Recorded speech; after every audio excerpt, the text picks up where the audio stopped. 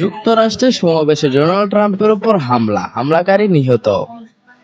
যুক্তরাষ্ট্রের প্রেসিডেন্ট নির্বাচনে রিপাবলিকান প্রার্থী এবং সাবেক প্রেসিডেন্ট ডোনাল্ড ট্রাম্পের উপর হামলার উপর একজন পুরুষ হামলাকারী সিক্রেট সার্ভিস সদস্যের গুলিতে নিহত হয়েছে।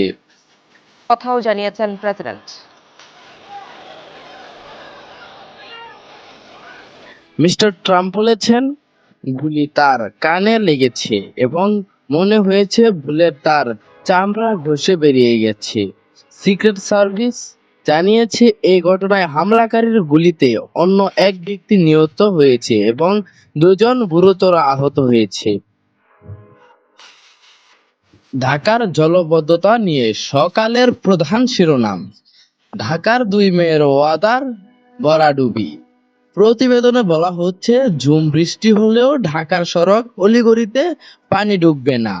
ঢাকার 2 মেয়ের এমন স্বপ্ন দেখলেও গেল শুক্রবারে বৃষ্টিতে পুরো ঢাকা কম বেশি তলিয়ে যায়। নগর জুড়ে ছিল কোথাও হাঁটু পানি, কোথাও কোমর পানি, কোথাও বুক পানি। এর আগে ঘূর্ণিঝড়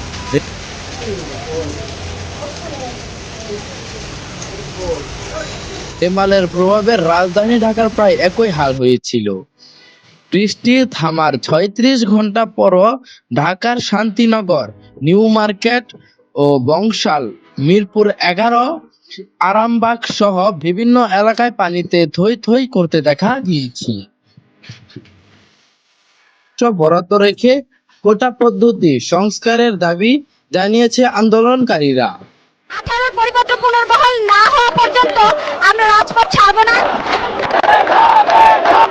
2018 সালে কোটা বাতিলের পরিপত্র জারির আগ পর্যন্ত সরকারি চাকরিতে মুক্তিযোদ্ধা, জেলে, নারী, ক্ষুদ্র নৃগোষ্ঠী ও প্রতিবন্ধী এই 5 ক্যাটাগরিতে মোট 56% কোটা ছিল। তবে স্বাধীনতার পর 1972 সালে চালু হওয়ার প্রথম কোটা ব্যবস্থায় এই পরিমাণ ছিল আরো বেশি।